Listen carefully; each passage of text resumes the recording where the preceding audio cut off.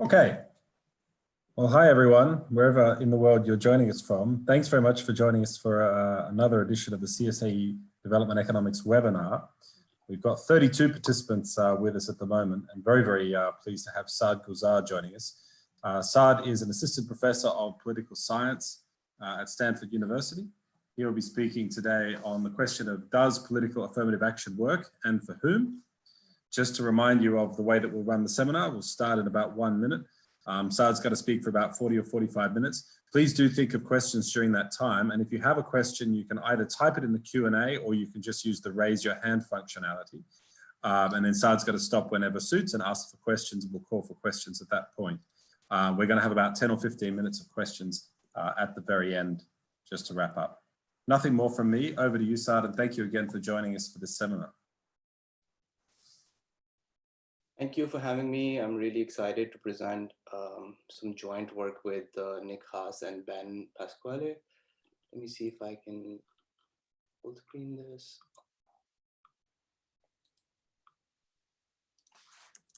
Okay, the title of the talk today is Does Political Affirmative Action Work and for whom? Theory and Evidence from India's Scheduled Areas.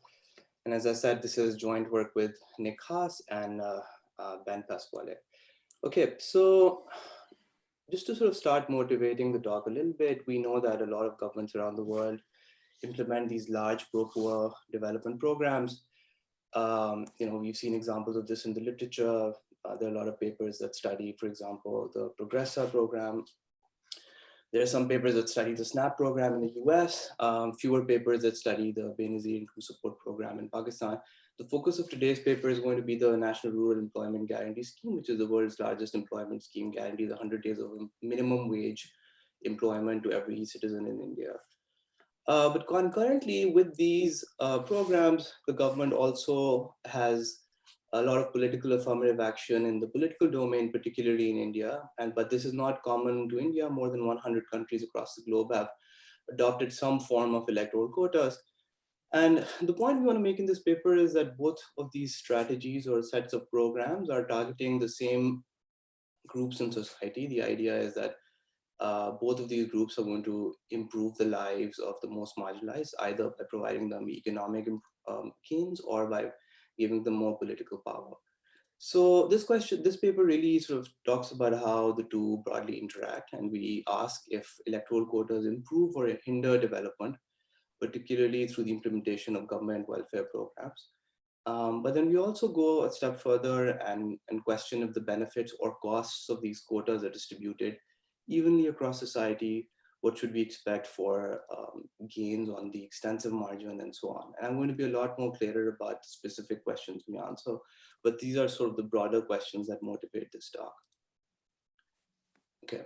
So in this paper, what we do is, just to give you a quick summary, we'll study the implementation of an electoral quota that increases representation of about 100 million people in India. And I can hear the groans through the muted microphones. Not another quota paper, but we'll show you that this is an electoral quota that's implemented in a large area in India across 9 states, and 100 million people. About a tenth of or so of the Indian population live in these areas. But to date, we've seen no systematic analysis of this political quota. So this is really the first analysis of these big scheduled areas that we can talk about. Okay, so we're going to be studying the implementation of the NREGS and NREGA program across India. Again, we collect a new data set that spans India, and we study the implementation in these 9 states which overlap with the scheduled areas.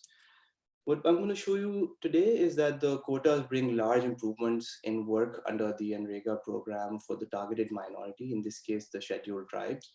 And I'll also present evidence that there are no spillovers for non-targeted minorities. In our case, these are going to be scheduled castes. These are concerns that people typically who are skeptical of affirmative action have, which are, you give more political power to one group, while other minorities are going to suffer as a result. But we also show that the overall performance of the program actually remains the same, which also runs counter to skeptical views of affirmative action, which say that once you bring in affirmative action, the quality of public representatives are going to go down, and as a result, public sector programs should suffer. I'm also going to present to you a host of evidence from a rural roads program and many public goods measured through the census, to also try to convince you that many other pro-poor dimensions of government policy also benefit as a result of instituting this electoral quota. So that's a very short summary of what we're going to go today. There are going to be a lot of moving parts, so kindly bear with me, but feel free to interrupt and ask questions as we rely on a lot of the building blocks through the presentation to make the case for why affirmative action should be studied a little more thoroughly in the study of development more broadly, but also in political economy more specifically. Okay, so I'll give you a bit of background about the case. I won't review the literature, but I think a discussion of the literature is going to be a little important here, because we can extract some hypotheses that have been muddled in the existing presentation, and we try to see what those hypotheses would say for the case that we study. I'm going to give you more detailed background of the NREGA program, and then I'll present to you a lot of results, and if there's time, we'll discuss some mechanisms. Okay, so we're going to be focusing on scheduled tribes in India. These populations are extremely poor and vulnerable. You might be more familiar with scheduled castes, on which people have written a few papers, but the scheduled tribe population is, if anything, more vulnerable and more poor than other populations in India, to the extent that the Indian state often puts these populations in the same policy bucket as scheduled castes. So these are in some sense at the bottom of the pyramid if you were to classify populations in terms of how poor and vulnerable or marginalized they were. Again, these people often live in what I'm going to describe in a second are these scheduled areas where there are limited government services. So the idea is that the government has instituted a lot of policies to improve the lives of these people by hopefully giving them this political power that will enable them to uplift their communities. At the same time, because these populations are extremely vulnerable, a lot of government programs like NREGA or like some of the other programs I'm going to discuss are going to be critical in uplifting these people out of poverty. So, if anything, these programs are doubly important for these communities. So historically, the government in India, and as I said, across the world, have used reservations in various forms. You've seen papers on education in the public administration domain in India, in public office. There are some famous papers over there. So these reservations are things that aren't new, at least for the case of India. And typically they're focused on the most marginalized and impoverished or excluded groups in society. For example, famous papers in economics look at what happens when women are given political power, for instance. So in our example, the most vulnerable population to this, as I mentioned earlier, are scheduled castes or scheduled tribes, the SC or the ST. And we're going to be focusing primarily on the case of ST, but we'll also see what happens when you give political power to one group, which are the ST, which themselves are an incredibly diverse population, of course, but these are the labels or the groups that have been used in policy. So these are the ones that we evaluate in this project. But we'll see that what happens when you give political power to one group, which are the ST, what are the impacts of that on the other marginalized group? The one we're going to be analyzing are the scheduled castes, the SC.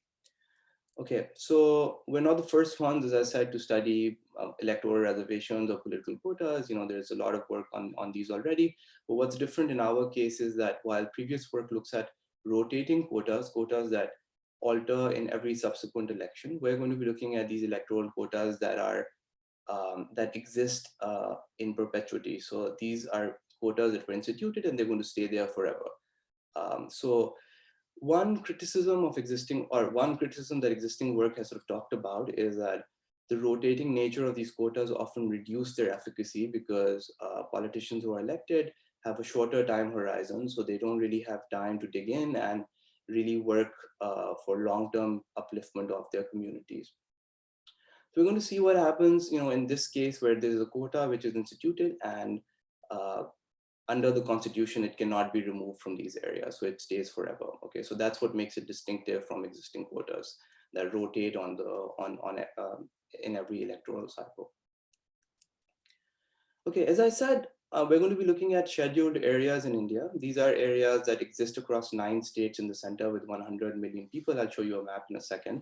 But just to provide you some background, the British liked codifying a lot of things. So they codified also these areas that they called excluded areas, which were smack in the middle of India. So it's an interesting label to assign to them.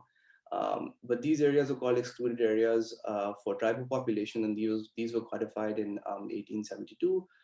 So these areas relatively remained exactly stable, such that after independence, the Indian state actually institutes these areas as scheduled areas under the fifth schedule of the constitution. Under this schedule, the president of India has the power to change the designation of a particular area to being either scheduled or not. And broadly, what the law describes are four criteria for selecting an area as scheduled: preponderance of tribals in the population, the compactness or reasonableness of the size, the underdeveloped nature of the area, and a marked disparity in the economic standards of the people. In practice, however, these things have not really changed much since 1872, but also in practice, these have been implemented in a rather haphazard way. So in the paper, we show, for example, that the key criteria for assigning scheduled areas are the preponderance of tribal population. But if you look at the distribution, if you plot the distribution of scheduled tribes and the incidence of whether that area is assigned as a scheduled area or not, it's a smooth function that is increasing, but there are no discontinuities at key moments.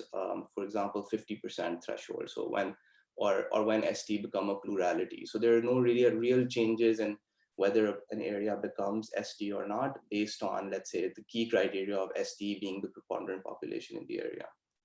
So the point I was making was that these places have stayed remarkably stable since 1872. In the paper, as a case study, we look at the case of Jharkhand, where we show that since 1872, they've only added one block in 1977 to scheduled areas, and only more recently, only 2 gram panchayats in 2007 to these scheduled areas. So the areas are mostly taken as is, and they've remained very stable over time. We're going to be looking at thousands of these gram panchayats, so these small changes on the margin are not going to be what you'll see that the effects are really big. So it's going to be unlikely that these kinds of changes are what are determining effects that I'll present in a little while. Okay. So what we do is a lot of the work at this paper is on assembling the data. It's taken us 3 or 4 years to get all of these data sets together. So the first thing we did was from primary sources, we started coding which areas are notified under the government regulation as scheduled areas. And this is the map that we've constructed, which is already a way more detailed map than what the government of India itself presents on the Ministry of Tribal Affairs website, which is only at the district level. So again, you can see that they're fairly, they're mostly distributed around the central belt. What we're going to do in this paper is we're going to be comparing the outcomes within a 10-kilometer bandwidth of each of these boundaries that you see. So for example, what happens on this light blue side versus what happens in the dark blue side. So that's going to be sort of a geographic RD design, but I'll also present some different diff estimates a little later. But the broader idea here is that we look at primary sources, we collect all of these data. Here we draw the map at the block level, but really the coding is down to the village level in the census. Okay, before I go on, I thought there was a question. Question from Karen Nagpal at ID Insights in Delhi. So Karen, I think you'll be unmuted to ask that question. Yeah, hi Saad. Quick question on the political economy of this stability of these scheduled areas, right? So you would have imagined that if there are so many benefits from becoming a scheduled area, there would be more sort of popular demands for becoming a scheduled area. And so would be good to know if you can tell us a little bit more on the politics and the political economy of this stability. Like what has, ensured that, new areas don't get added? No, I think that's a great question. And it is definitely true that there has been a lot of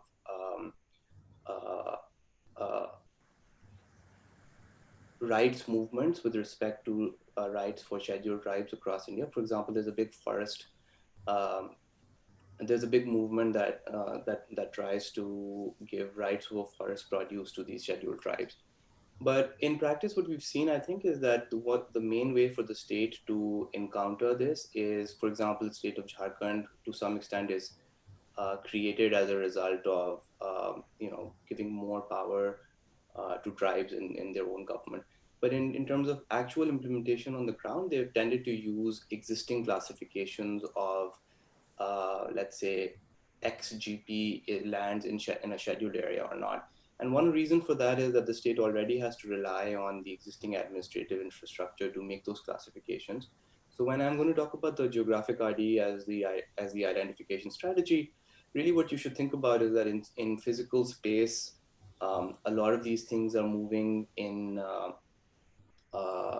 moving smoothly, but the government really has to implement a policy based on some specific borders, which happen to be these administrative areas that were already designated under the British. And while I make the case that there haven't been major movements, I mean, there have been some small movements here and there. As I said, in the case of Jharkhand, we presented a case study, but those movements are small enough and irregular enough that there is no way that they really explain the major differences that we end up seeing in outcomes a little later down the line. Okay, so so we assemble new data on scheduled areas, which we present over here. So let's keep going forward. So I'm going to give you a very quick background on local government in India. You're already all familiar that local government was introduced under the Panchayat Raj Act of 1992. One great thing that India has done is that the local government system has actually stayed across the country over this entire period. And this contrasts starkly with examples from, let's say, neighboring Pakistan, which has had a lot of lots of starts and stops in terms of their local government implementation. So this has really allowed local government to dig in and play a very important role in the implementation of a lot of government policies. So we know that these local governments are at the district, block, and village level. We're going to be focusing primarily on the village level, where previous work has sort of examined these quotas that vary by population, by the proportion of the population, but they still rotate on a regular basis. One other key piece of information here is that in 1996, there was another piece of legislation called the Panchayat Extension to Scheduled Areas Act. Under this act, this is the key act that provided reservations for scheduled tribes in these scheduled areas. So under this act, all chairperson positions in local government were reserved for ST in scheduled areas. And at least half of the seats on all local councils in these areas had to be ST.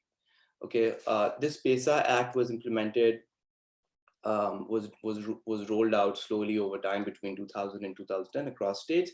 We're going to also use this variation in a definitive specification a little later. But the idea here was that the Federation came up with this legislation, and then just like every other piece of legislation in India, every state had to make their own legislation to sort of to specifically say how that would be implemented in their own state. And that process unfolded between the years of 2000 and 2010. Okay, so I'm going to give you, so that was the background. I'm going to give you a little bit about from the literature. So the idea here was, okay, should political quotas improve or worsen development programs? That's the broad question that we're interested in. Unfortunately, there's a lot of, well, there's not direct evidence on this question in many papers, but you can derive evidence on this from many other domains, including affirmative action in the bureaucracy, in education, and so on. So we try to use a lot of that literature and try to come up with predictions that the literature would make. And it looks like there is evidence on both sides. So on the one hand, you could imagine that, standard economic theory would tell you that if you limit, if you put quotas in for people from specific backgrounds in politics, that should reduce the average ability of the elected political class. So it could be the case that performance would worsen if quota politicians are less competent. However, it could still be the case that quota politicians are perhaps differentially more motivated to perform once they're elected. So even if they're of lower quote unquote ability or competence, they might still exert greater effort in terms of actually getting things done on the ground. So for a population that is predominantly marginalized, it could be the case that these are people who then their effort actually translates into better outcomes for citizens. There is also recent evidence that suggests that, well, if anything, what people are mostly worried about in terms of affirmative action is this first point that you're losing on the ability margin. Well, recent work has shown that, if anything, quota bureaucrats in the case of India, for example, perform no worse than non-quota bureaucrats. So there is some evidence to suggest that, it could go either way. Things remain, or they could remain unchanged. So we go a step further and we say, okay, to really evaluate whether quotas are performing well or improving government provision of services or not, what we should also think about is how the distribution of those benefits occur within society. So what we try to do is we say, okay, now that there are political reservations for the ST, we should really think about what happens to other groups in society once you give more political power to ST. But we should also think about the extensive margin, which is what happens to society as a whole. So the questions we ask is, did increased representation for ST improve government performance for the targeted minority, which are the scheduled tribes? This is the key question that most of the literature previously asked, right? Do reservations for SC improve the benefits for SC? Do reservations for women improve benefits for women? So that's a key question that's already brought forward in the previous literature. But we also asked, what were the impacts on overall government performance? This is sort of, you can think of this, I guess, as the efficiency margin that often people talk about, which is, it could be the case that you improve things for the ST, but overall the government performance is so bad that even though there is redistribution toward ST, overall welfare in society actually goes down. So this is what you're really worried about. So we also ask what were the impacts on overall government performance. Finally, we also study if there were spillovers, first on other disadvantaged minorities, in this case, the scheduled castes. But we also study the impacts on a residual group, which are the non-SC, ST, which can potentially comprise other minorities, let's say Muslims. But in rural areas, they're going to comprise primarily of the status quo privileged group. Okay, so we're going to ask these questions across impacts for ST, for SC, the non-SC, ST, but then also what happens to overall government performance. Okay, so we're going to do a bit of an accounting exercise where we study both the extensive margin of program implementation, but also sort of the intensive margin of how those impacts are distributed within society. And so before we go on, if it's okay, just to say we've got about 20 minutes left, and we've actually got two questions, if you don't mind taking them at this point. Okay. The first will go to Clement Imbert from Warwick. Hi, Saad. Maybe I'll put the video, it'd be nicer. I just had, so I guess the technical interpretation of my question is just to say, what about the exclusion restriction? That is, you're saying these reserved areas, this geographical discontinuity is going to affect whether you get now a local politician of your group, but then many other things happened. And I think the broader question is, if I had to describe scheduled tribes or the sort of the way in which they've, these areas have been considered over the century, it's not completely unlike Native Americans, for example. So it's just in terms of very stark contrast between those areas and the rest of the country. So, I find it hard to believe that it's just about having a politician of your own group. Yeah, that's a great question. So first, I think the second part of the question, which is these areas are starkly different, is absolutely true, which is one of the reasons why the government is instituting policies like these, because they really see that these are areas that require more upliftment. I think the case I'm going to make is that if you focus, however, on the border areas between the scheduled areas and the non-scheduled areas, and you bring data to answer that question, you'll see that on average, those areas look very similar, and they also don't tend, they also don't have differential trends over time if you look at census data. So I'm going to show you, I'm not going to show you that evidence today, but you can look at the paper. We discuss this in a lot of detail. So that answers at least this question that at least on the border, these areas look similar. Now, the second question is, well, is it really the electoral quota that's really driving the differences between these areas? And that question is a little harder to answer without specific time series data on a lot of these programs at the very local level. And you know this better than a lot of other people.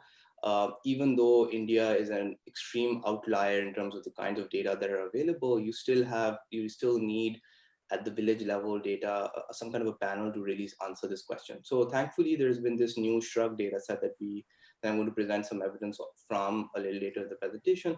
And what we show there is that it's really after the PESA implementation, which is the year in which local elections are introduced in these areas, that you start seeing differences in the implementation, at least in the roads program, because that's where I have time variation. So that gives me some confidence in saying that, okay, it's not just that these two areas are remarkably different, which they're not when you look at the data, but it's also that that changes start occurring after the implementation of elections under this program there.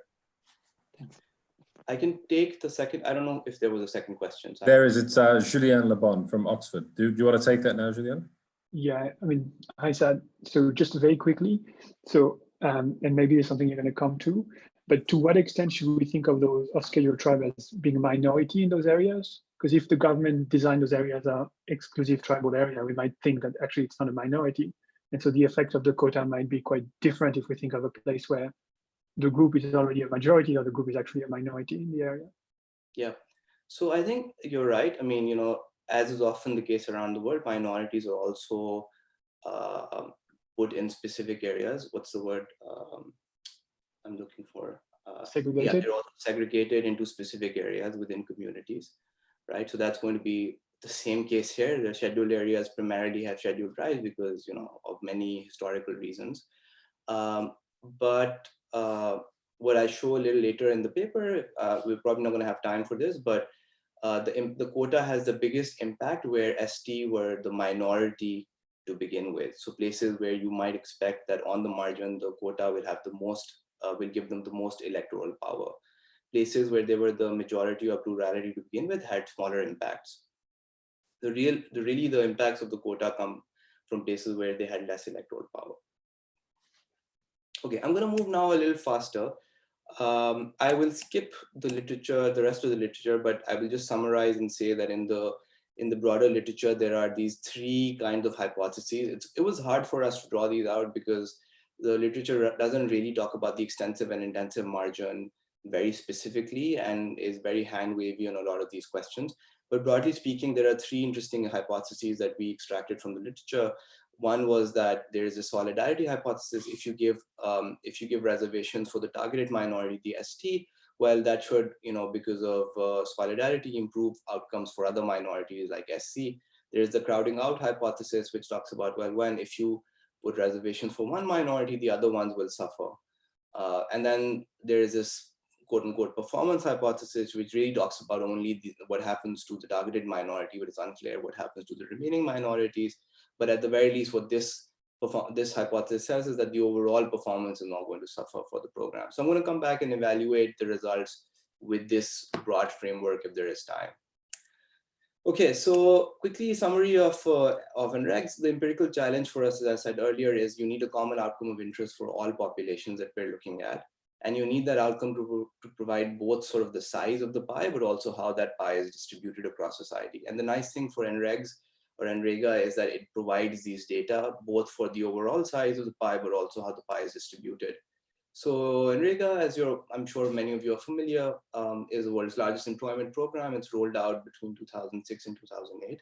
It guarantees 100 days of employment for every Indian citizen, but in exchange for that minimum wage, they also have to do manual labor, such as digging ditches for irrigation and general infrastructure construction. So by insisting that participants do physically demanding manual work at a low wage rate, this program sort of is somewhat self-targeted in that non-poor will not want to do such work, and the poor will readily turn away from the scheme when better opportunities arise. So this is what some previous work has suggested. The effects that we show today are, you can think of them as sort of being a composite of both demand side and supply side factors.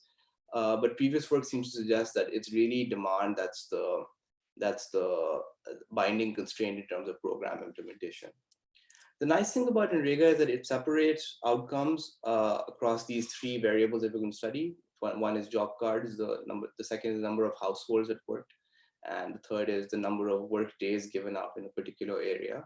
but it separates these outcomes for the ST specifically, for the SC, and then a non-ST SC group, and then it also gives what happens to the overall program implementation. So that allows us to study both sort of the extensive margin, but also how these workdays are distributed across different groups in society.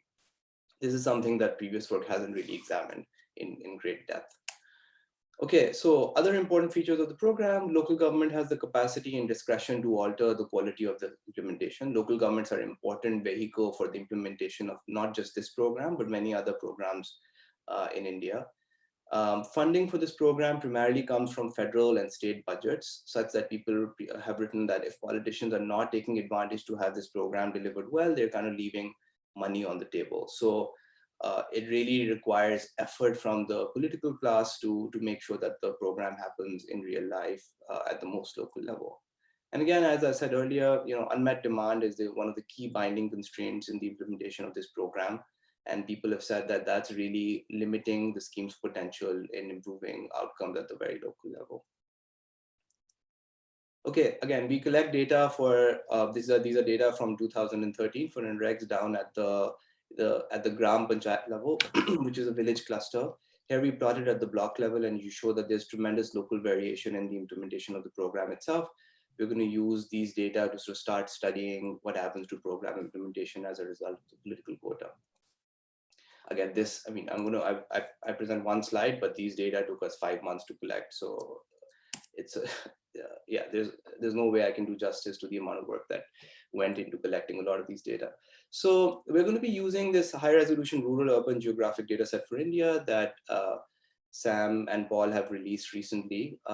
We use this as a base data set and merged census data on this. We merged NREGA data at the Gram Panchayat level of this. And then we also construct reservation data at the village level that we merge back onto this data set.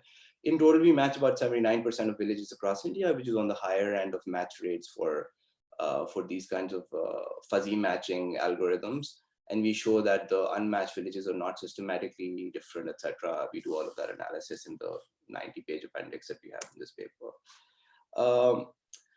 Okay, so we're going to be using a geographic regression discontinuity design, as I've already insinuated. It's a standard design with village latitudes and longitudes that capture unobserved confounders at the local level. These sort of absorb spatial trends.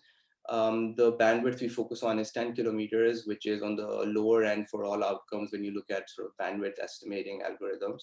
It's about 1/5 the median distance for every village to the boundary. But then in the paper, we show robustness to all sorts of bandwidths, and I welcome you to go look at the paper. We also control for the ST and SC population shares at the local level. And then to reduce the dimensionality on the right-hand side, we construct about 14 indices from 100+ census variables that we also throw on the right-hand side. So we're controlling for all sorts of differences on the right-hand side. Hopefully, this allays concerns that at the boundary, things are not extremely different in the treatment versus control areas. In the paper, we carry out a lot of exercises to talk about balance. I'm not going to present all of them in detail, but I'm going to summarize them for you here. There are small differences on 3 indices out of 14, but we include all of them as controls. We also show that differences between these indices tend to 0 as you get closer to the threshold. There is no evidence of differing trends between 1991 and 2001, both pre-treatment periods. This again suggests that if controlling for level differences should suffice in terms of differences across these 2 areas. There's also no evidence of differential sorting for ST across the threshold. So you might worry that once you institute these political quotas, all ST now want to go live in areas where they have political reservations. We don't find any evidence of that. We also show that there's robustness of the results for dropping some of these unbalanced places. You can write an algorithm where you systematically drop these places and the results don't change. But I'm not going to talk about these in a lot of detail because I'm short of time. Okay, let's go on to the results. The first result, we're going to look at employment patterns under NREGS. And this is the only table I'm going to present today. So let me interpret this for you. So what we do in the columns here is that we look at the extensive and the intensive margin of program delivery. Column 1 is the extensive margin, what happens to overall program implementation. Column 2 is what happens to program implementation for STs, what happens to program implementations for SCs, and then this is the residual category, which is the non-SC ST. Now I have 3 panels here. The first panel looks at these job cards, which are these identification documents under the program. The second one is the number of households that worked. I'm going to log all outcomes because they're all left skewed. And the final one is the number of work days. Again, in the appendix, we show all sorts of robustness to non-logging and so on. So, but the main results we see are, well, first of all, ST benefit tremendously in terms of outcomes for the program. And the effect is about 20% point increase over the control areas, which, so these are, in these villages, they get 260 new workdays. And then there's a 20% increase over that in scheduled areas. So ST benefit tremendously from the program from under the program in places where they have political reservations, which are these scheduled areas. And the chief losers from the program are not the SC, where the point estimates remain very close to 0, but the chief losers are really this residual category where one interpretation of this is that this is where, quote unquote, the status quo privileged group live. So so that group lives in column 4, and you can see that that's the group that loses out from the program.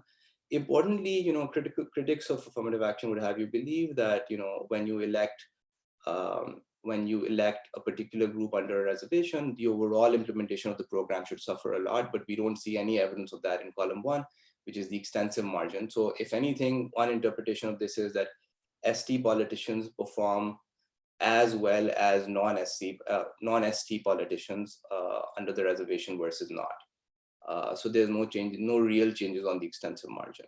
Okay, so what are the lessons from this table? Well, first, nothing happens on the extensive margins. Scheduled areas are as good as performing outcomes as non-scheduled areas. STs benefit tremendously.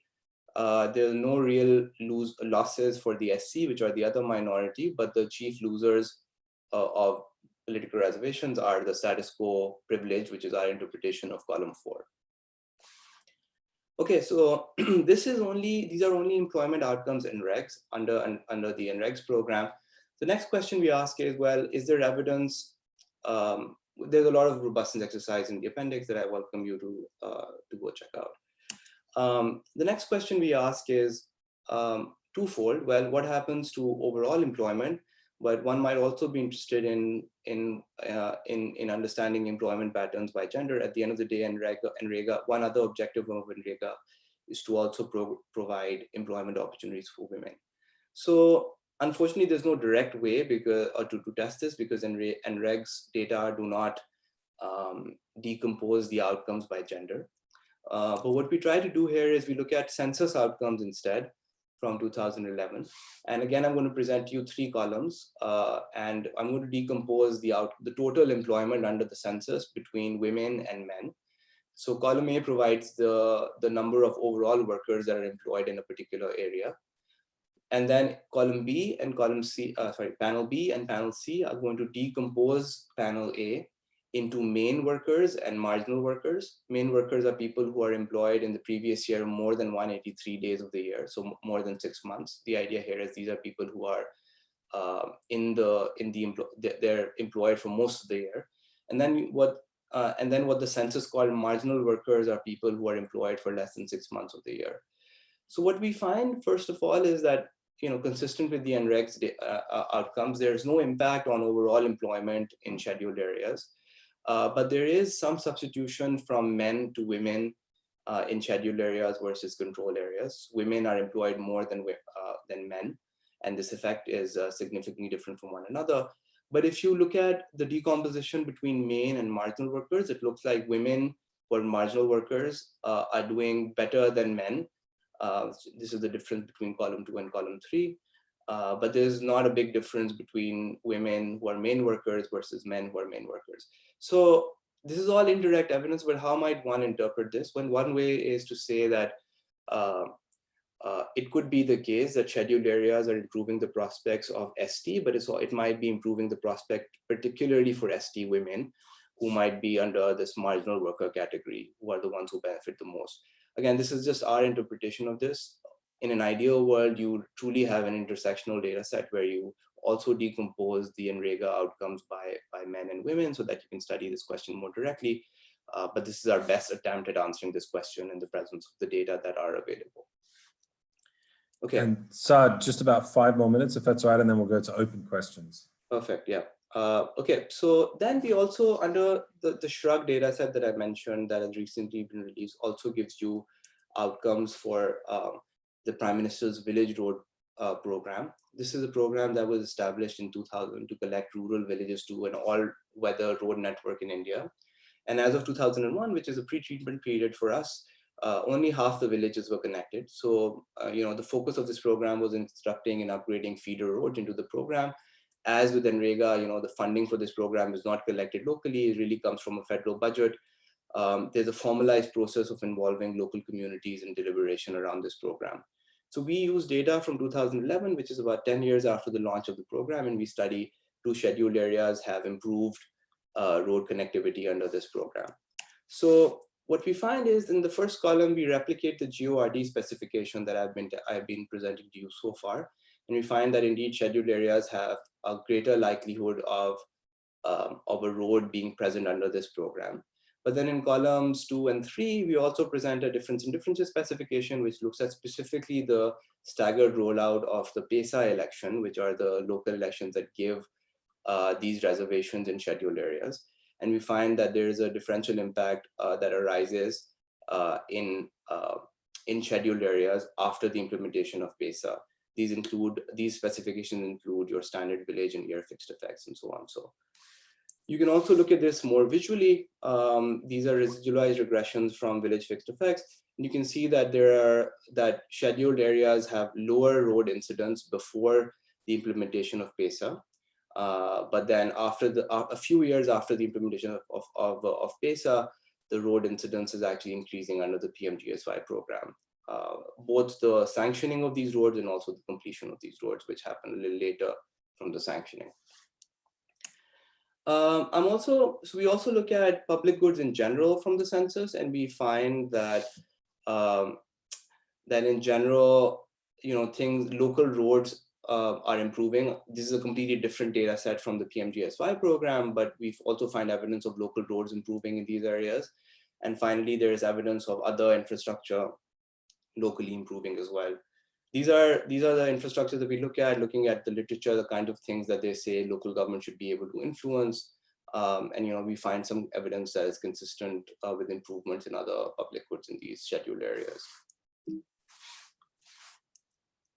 Okay, so I'm going to end by talking a little bit about the discussion. I'll skip the mechanisms and go to the conclusion after that.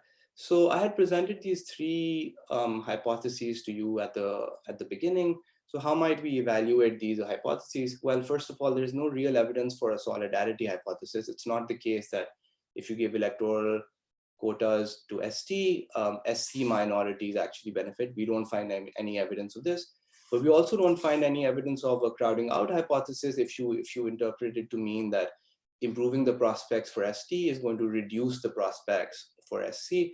There is some evidence for a weaker version of this crowding out hypothesis in the sense that the non-SC ST are the ones who are losing out a little bit as a result of increased representation for the ST. Finally, I think the strongest evidence is in support of the performance hypothesis, where reservations for ST are improving prospects for ST without real cost for the overall efficiency of the program. I think our main takeaway from this is that these results run in contrast specifically to concerns that affirmative action skeptics might have, and there are quite a few of them. And if anything, they say that the results here show that the outcomes are at the very least the same as under the control condition. So I'm going to conclude actually now and say a few words. I welcome you to go look at the mechanism section. We discuss a little bit about how more qualitatively and also quantitatively why one might believe that the electoral aspect of this, in addition to the PMGSY results that I've shown you, might be the ones which are really driving the results that we see here. Okay, so in conclusion, policymakers often treat economic and political efforts in isolation. I don't know if you were following the big debate around the Benazir income support program in Pakistan. This is a key issue in Pakistan right now, which is why must we label government programs with political labels? And I think one reason for this is that people think that technical solutions should have no politics, should have politics play no role in them. And this is a view that many people ascribe to. We show here that the two can be actually complementary policy levers to uplift the marginalized with limited cost to other minorities. Reservations remain important divisive issues in the case of India. So here is at least the first systematic evidence on scheduled areas that people haven't really looked at in the past. These are big, as I said, reservations that are dramatically different from existing work on reservations, which will look at rotating reservations. These stay in perpetuity. So here at the very least, we've shown you some medium to long-term effects of the impacts of these programs. Well, there are some implications for debates on affirmative action. Standard models would predict that limiting competition should reduce the quality of the political class. Perhaps the distribution margin at the end of the day needs greater inspection, and it's not just the efficiency margin that we should be worried about. Speculatively, the status quo here might be preventing equally qualified individuals from running, or at the very least, individuals who would exert greater effort once they're elected. So these are dimensions of the performance of the political class that our standard models might not be looking at in a lot of details. We should probably focus on them a little bit. While we report long-term effects here up to 12 years after the implementation of the program, there exists a fear that persistent affirmative action might simply replace the group on top. So these are questions that remain open, and we hope that future work can sort of study at what point might we want to phase out affirmative action policies. And I will stop there. Thank you. Great. Saad, thank you very much for a super interesting presentation. Let me call for questions. Let me first go to Kate Orkin from Oxford. It was a super interesting presentation. Thank you. I was wondering if you are able to distinguish, I know you had to rush through the mechanism section, it's a short seminar, but this can be because policymakers are making different choices, or it could be because the beneficiaries in those areas for some reason feel more empowered to take up services. So we know there's evidence from the US that sometimes welfare, people who are eligible for welfare actually self-exclude for various reasons. Are you able to distinguish those two channels? Unfortunately not. So this is, what we do in the paper is we say that the effects we observe are the consequence of both these demand and supply changes. It looks like, at least qualitatively, all of the previous work seems to suggest that the real binding constraint on the implementation of this program are demand driven, are not demand driven, they're supply driven, in the sense that politicians need to exert effort to get this sort of free money that's lying on the table. But it is completely conceivable that once ST are elected, ST might feel more at ease in terms of demanding more services from their elected representatives. Those are data that we do not have, so we are unable to distinguish between those, but it looks like, at least from the data, one channel might be more important than the other. One thing I would like to say, though, is that the demand channel is if anything, on the causal chain occurs after the election of the ST, right? So you can think of this as one mechanism that occurs and contributes to treatment effect. But unfortunately, our data do not allow us to distinguish between those two. Great. So I've got 3 questions coming up. Let me next go to Farah Saeed at Lahore School of Economics. Farah.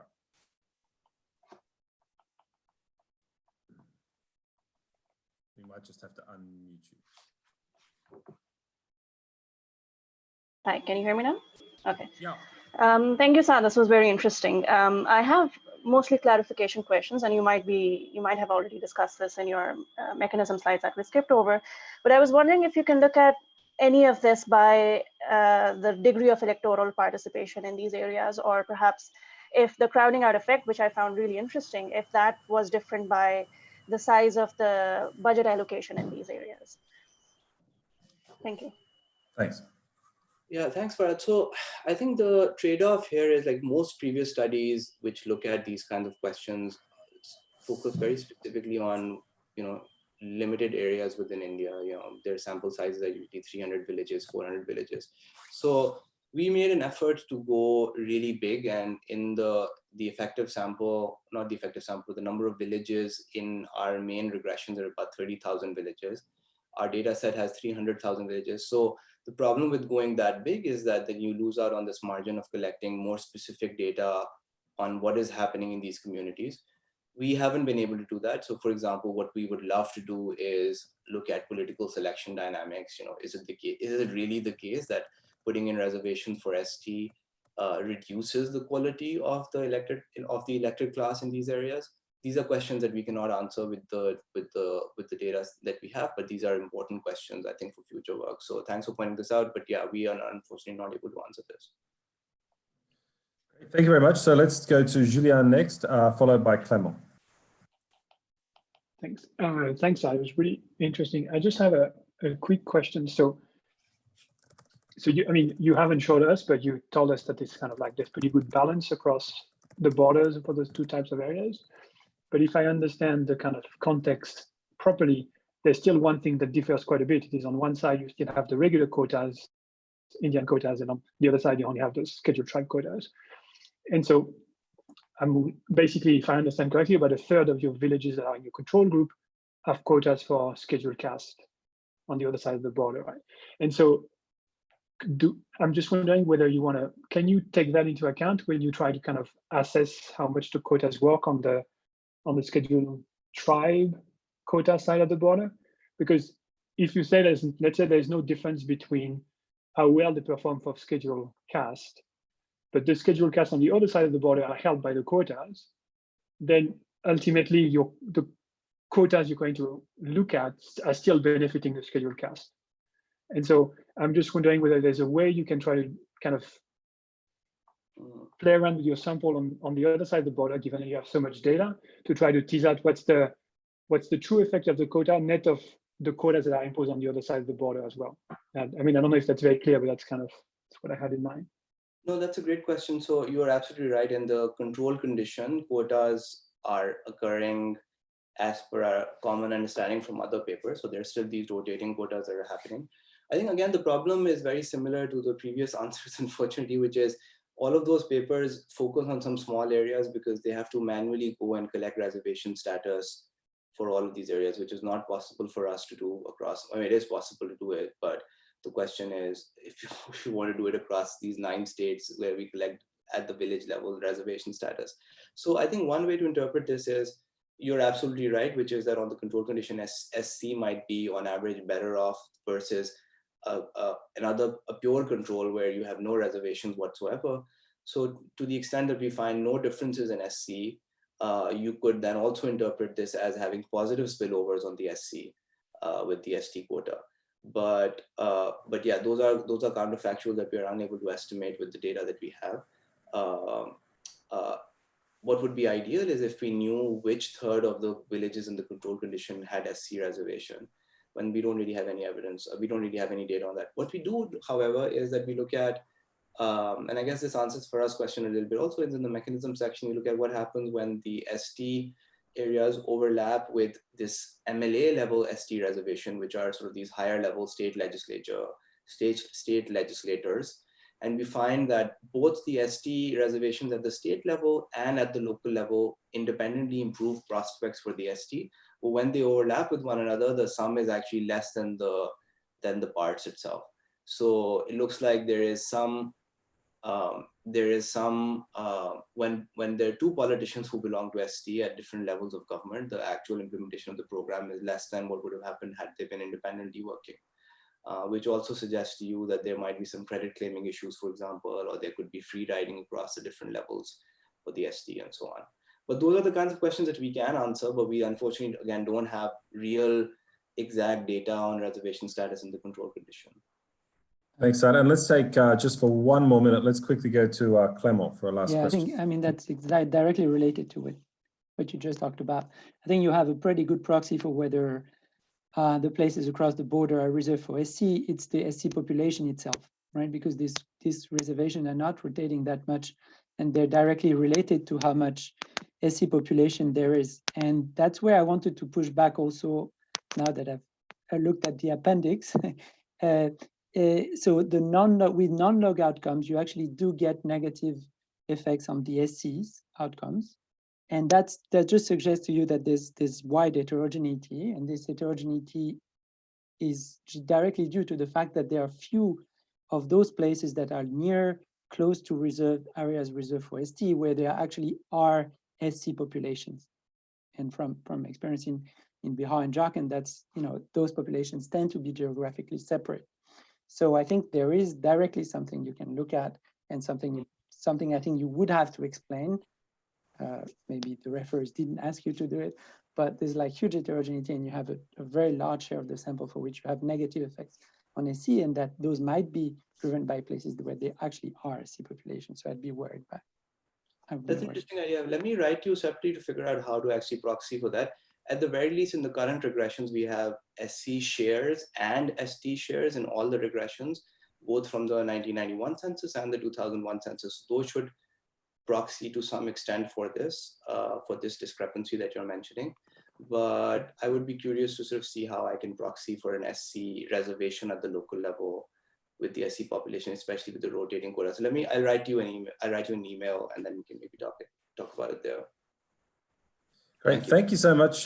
Thanks so much, everyone. A huge thanks to Saad for joining us.